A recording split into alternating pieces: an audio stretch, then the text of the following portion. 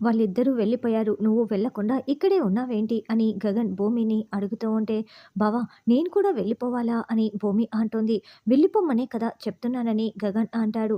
ఏంటి బావ నేను ఎందుకు వెళ్ళిపోవాలి? నేను వెళ్ళిపోను బావ. నువ్వు నన్ను కాపాడి ఆ బుల్లెట్‌కి ఎందుకు బావ ఎదురు వెళ్ళావు? నాపై ఎంత ప్రేమ ఉందో నాకు అర్థమవుతోంది అని భూమి అంటే, చూడు ఆ ప్లేస్‌లో ఎవరున్నా నేను అదే చేస్తాను అని గగన్ అంటాడు. బావ నువ్వు అలా మాట్లాడుతున్నావు కానీ నా పైన నీకు ఎంత ప్రేమ ఉందో ప్రాణాలిచ్చేంత ప్రేమ ఉందని నాకు అర్థమవుతుంది బావా. నేను మాత్రం ఇక్కడి నుంచి కదలను బావా అని భూమి అంటుంది. అమ్మా! అమ్మా! అని కేకలు పెట్టడంతో శారద, చెర్రి మళ్ళీ గగన్ దగ్గరికి వస్తారు. తను వెళ్ళమంటే వెళ్ళటం లేదు. మీరిద్దరూ మాత్రమే వెళ్లారు. తనని కూడా తీసుకువెళ్ళండి బయటికని గగన్ అంటే, భూమికి నువ్వంటే చాలా ఇష్టం రా. అందుకే తను అలా మాట్లాడుతోంది. నువ్వు అలా వెళ్ళమని చెప్పకు అని శారద అంటే, నీకు ఎలా ఉందో ఏంటో అని భూమి చాలా కంగారు పడింది అన్నయ్య. ఇక్కడికి వచ్చే వరకు కూడా నువ్వు అలా మాట్లాడకు. భూమికి నువ్వంటే చాలా ఇష్టం అని చెర్రి చెప్తుంటే కూడా, సిస్టర్ సిస్టర్ వీళ్ళు ముగ్గురు కూడా నన్ను డిస్టర్బ్ చేస్తున్నారు. ముందు వీళ్ళని బయటికి పంపించేసేయ్ అని గగన్ కేకలు పెట్టి పిలవటంతో, మేడం మీరు ముందు బయటికి వెళ్ళండి మేడం. డాక్టర్ గారు మళ్ళీ మమ్మల్ని తిడతారు అని సిస్టర్ చెప్తారు. వెళ్ళు అన్నట్లుగా ఇక గగన్ భూమి వైపు చూస్తూ ఉంటే భూమి బాధపడుతూ బయటికి వెళ్తారు. చెర్రీ, కేపీ, భూమి ఇంటికి రాగానే మీరా దిష్టి తీసి లోపలికి ఆహ్వానిస్తూ ఉంటుంది. ఈ లోపల అపూర్వ దీపం దగ్గర చేయి పెట్టి కాల్చుకుంటూ ఉంటుంది. డాడీ డాడీ అని నక్షత్ర కేకలు పెట్టడంతో, ఏంటి అపూర్వ ఎందుకిలా చేతులు కాల్చుకుంటున్నావు అని శరత్చంద్ర వచ్చి నిలదీస్తూ పక్కకు లాగి పడేస్తాడు. బావా నేను చాలా పెద్ద తప్పు చేశాను బావా. చెర్రీ చాలా మంచివాడైతే నేను అపార్థం చేసుకున్నాను. చెర్రీకి శిక్ష పడాలని మాట్లాడాను కదా, అందుకే నాకు ఈ శిక్ష పడాల్సిందే. నన్ను కాల్చుకోనివ్వు బావా కాల్చుకోనివ్వు అని తెగ నాటకాలాడుతూ ఉంటుంది. మావయ్య చూసావా ఏం నాటకాలేస్తోందో, మనకు తన గురించి ఏవి నిజాలు తెలీవనుకుంటోంది అని భూమి కేపీతో చెప్తూ ఉంటే, చెర్రీ కూడా చాలా కోపంగా అపూర్వ వైపు చూస్తూ ఉంటారు. చూడు అపూర్వ, నువ్వే కాదు నేను కూడా చెర్రీని అపార్థం చేసుకున్నాను. చెర్రీ నన్ను క్షమించరా. నువ్వు ఏదో తప్పు చేశావని చెప్పి నీకు శిక్ష పడాలని కోరుకున్నాను. నువ్వు ఏ తప్పు చేయలేదు.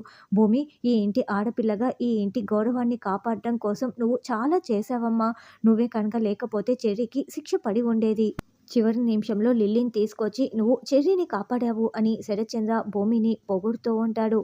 అమ్మ భూమి ఇలా రా, దగ్గరికి రా, నువ్వు కనుక లేకపోతే నా కొడుక్కి ఈరోజు జైలు శిక్ష పడేది అని మీరా భూమిని మొద్దులాడుతూ ఉంటుంది.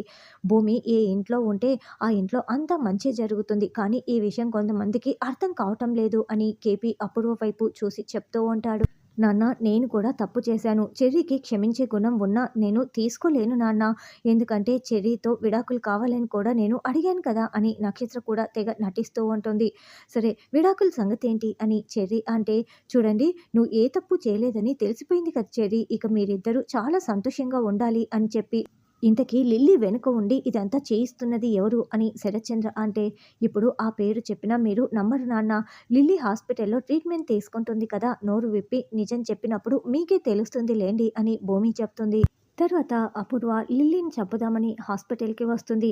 అక్కడ ఇద్దరు కానిస్టేబుల్ కాపలా ఉండి వాళ్ళు ఏమరపాటుగా ఉండటంతో వాళ్ళ కళ్ళు కప్పి అపూర్వ నేరుగా లిల్లీ దగ్గరికి వెళ్తుంది. నిన్ను అడ్డు పెట్టుకొని నేను ఒక ఆట ఆడుకుందాం అనుకుంటే నువ్వు ఇలా హాస్పిటల్ పాలు అయ్యావు. అక్కడేమో నిజం చెప్పేశావు. నిన్ను ప్రాణాలతో ఉండనివ్వను. నిన్ను ప్రాణాలతో ఉండనిస్తే నా పేరు బయటికి వస్తుంది అని స్పృహలో లేని లిల్లీ ముఖానికి ఉన్న ఆక్సిజన్ మాస్క్ని పీకి పడేస్తుంది. అయితే వెంటనే అక్కడ అలారం మోగుతూ ఉంటుంది. అయ్యో ఇదేంటి ఇలా అలారం మోగుతోంది అని అపూర్వ టెన్షన్ పడుతూ ఉంటే, అప్పుడే డాక్టర్, పోలీసులు, నర్సు నలుగురు కూడా పరిగెత్తుకుంటూ లిల్లీ దగ్గరికి వస్తారు. ఇక్కడ ఎవరైనా ఉన్నారేమో వెతకండి. ఇక్కడ అలారం మోగుతోంది. ఆక్సిజన్ మాస్క్ కూడా ఎవరో వచ్చి తీసేసున్నారని డాక్టర్ చెప్తుంది. మేడం ఎవరూ లేరు మేడం అని పేషెంట్ ఆక్సిజన్ మాస్క్ని తీసేసుకుందేమోనని నర్సు చెప్తుంది. స్పృహలో లేని పేషెంట్ ఆక్సిజన్ మాస్క్ని ఎలా తీసేసుకుంటుంది? లేదు మన కళ్ళు గప్పి ఎవరో వచ్చి ఆక్సిజన్ మాస్క్ని తీసేసి పారిపోయినట్లు ఉన్నారు. మీరు ఇంకొంచెం సెక్యూరిటీ పెంచండి, చాలా కేరింగ్గా చూసుకోండి అని డాక్టర్ చెప్పి వెళ్తుంది. అయితే పక్కనే ఉన్న ఇంకొక బెడ్ మీద అపూర్వ పేషెంట్ లాగా పడుకొని ఉంటుంది. అందుకే అక్కడికి ఎవరూ రాలేదని వాళ్ళు అనుకుంటూ ఉంటారు. ఒసేయ్ ఇక్కడ ఆక్సిజన్ అలారం మోగుతుందన్న విషయం తెలియక నేను ఇలా చేశాను కదా, కదా, ఈసారి పకడ్బందీగా ప్లాన్ చేసి చంపేస్తానని అపూర్వ అనుకుంటూ ఉంటుంది. తర్వాత శారద లంచ్ బాక్స్ తీసుకువస్తూ ఉంటే తార ఎదురు వెళ్ళి, ఆంటీ ఇలా ఇవ్వండి, మీ అబ్బాయికి నేను తినిపిస్తానని బ్యాగుని లాక్కుంటూ ఉంటుంది. అది కాదమ్మా, వాడు నేను తినిపిస్తేనే తింటాడని శారద అంటే, అయ్యో ఆంటీ, మీ అబ్బాయి ఇంకా చిన్న పిల్లాడా ఏంటి, నేను తినిపిస్తాను కదా, అమ్మే తినిపించాలని ఎందుకు అడుగుతాడు, మీరు ముందు ఇంటికి వెళ్ళండి, పూరిని జాగ్రత్తగా చూసుకోండి, నిన్నటికి మొన్న ఆ వీడియో బయటికి వచ్చింది, పూరి ఏమైనా చేసుకుంటే పూరిని జాగ్రత్తగా చూసుకోవాలి కదా అని బ్యాగ్ లాక్కొని శారదని లోపలికి రానివ్వకుండా తానే లోపలికి వచ్చి, గగన్ గారు, నేను మీకోసం అన్నం తినిపించడానికి వచ్చానని చెప్తూ ఉంటే, అమ్మ కదా తినిపించాలని గగన్ అంటాడు. నేను మీకోసం వంట చేసి మరీ తీసుకువచ్చానండి, మా ఇంట్లో కిచెన్ కూడా తెలియని నేను ఎలా వంట చేసి తీసుకువచ్చానని అనుకుంటున్నారా, మీపై నాకు అంత ప్రేమ ఉంది, లేవండి తినండి అని తినిపిస్తూ ఉంటే, వద్దు నేను తింటానని గగన్ అంటాడు. అదేంటి, నేను తినిపిస్తాను కదా, అనండి అని ముద్ద పెడుతూ ఉంటే అప్పుడే భూమి నర్సు వేషంలో అక్కడికి వచ్చి, ఆగు, ఎవరు నువ్వు, ఎందుకు తినిపిస్తున్నావు అని నిలదీస్తూ ఉంటే, మా ఆయనకి తినిపిస్తున్నానని తార అంటుంది. మీ ఆయన మెల్లో తాళి లేదు కదా అని భూమి అంటే, మా క్లోజ్నెస్ చూస్తే మీకు అర్థం కావటం లేదా, నాకు కాబోయే ఆయన, నేను తినిపిస్తాను అని తార చెప్తుంటే ముఖం పగులుద్దని భూమి అంటుంది.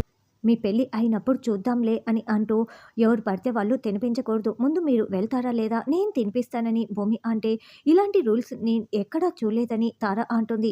ఇప్పుడు నేను చెప్తున్నాను కదా, మర్యాదగా వెళ్తావా లేదా, లేకపోతే ఆయనకి అసలు టిఫినే పెట్టను, డిశ్చార్జ్ అయ్యే వరకు ఫుడ్డే పెట్టమని భూమి అంటుంది. వద్దులేండి, మీరే తినిపించండి, చూడండి అసలు మీరెందుకు బుల్లెట్కి ఎదురు వెళ్ళారు, అది అక్కడే చచ్చి ఉంటే బాగుండేది కదా, మీరు ఆ భూమితో చాలా దూరంగా ఉండండి, అది మన ఇద్దరిని వేరు చేయటానికి చూస్తూ ఉంటుంది. ఒక విషయం గుర్తుకు పెట్టుకోండి, మన ఇద్దరి పెళ్లి జరిగితేనే మా అన్నయ్యతో పూరి పెళ్లి జరుగుతుందని తార వార్నింగ్ ఇచ్చి వెళ్తూ ఉంటుంది. తినండి అని భూమి నోట్లో పెడుతూ ఉంటే, సిస్టర్ నేను తింటానని గగన్ అంటాడు. కట్టుకున్న భర్తతో సిస్టర్ అని పిలిపించుకోవాల్సి వస్తుంది, నా కర్మ అని భూమి మనసులో అనుకుంటూ, నేను తినిపిస్తానని చెప్తున్నాను కదా, అర్థం కావటం లేదా, నసపెట్టకుండా తినండి అని భూమి తినిపిస్తూ, ఇంతకీ భూమి అంటే మీకు అంత ప్రాణమా, భూమి ప్రాణాల కోసం బుల్లెట్కి ఎదురు వెళ్ళారంట అని భూమి అంటే, భూమి మీకు తెలుసా అని గగన్ అంటాడు.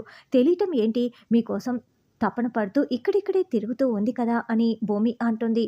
అయ్యో, తన మాటలు అసలు నమ్మకండి, తనొక మాయలాడి, పెద్ద కిలాడి అని గగన్ చెప్తుంటే, తనని చూస్తుంటే అలా అనిపించట్లేదే, చాలా మంచి అమ్మాయిలా కనిపిస్తోందని భూమి అంటుంది.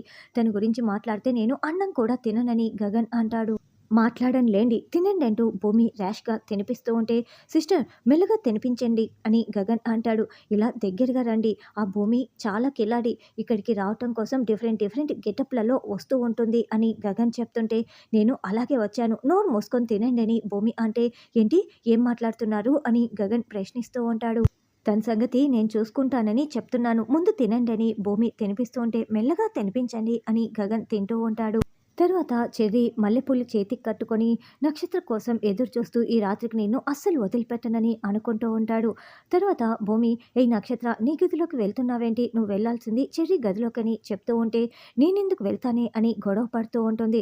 అప్పుడే అపూర్వ కూడా వచ్చి, ఎంత ధైర్యమే నా కూతురు జోలికి వస్తున్నావు అని నిలదీస్తూ ఉంటే, నువ్వు మాత్రం అందరి జీవితాల్లో కాళ్ళు వేళ్ళు చేతులు పెట్టచ్చు, నేను మాత్రం పెట్టకూడదా, ఈరోజు చూడు మీ సంగతి చెప్తాను అంటూ, నాన్న నాన్న చూడు, నక్షత్ర చెర్రీ గదిలోకి వెళ్దాం అనుకుంటే పిన్ని అడ్డుపడుతూ ఉంది అని భూమి చెప్తుంది.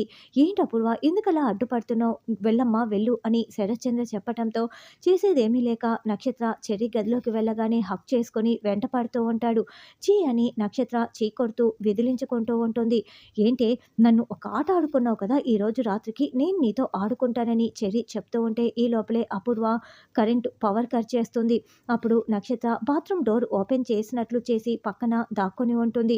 ఓ, బాత్రూంలో దాక్కున్నావా, ఇదే నాకు ఇంకా మంచి అవకాశం అని చెర్రీ బాత్రూంలోకి వెళ్ళగానే నక్షత్ర బాత్రూమ్ డోర్ గడియ పెట్టేసి తప్పించేసుకుంటుంది.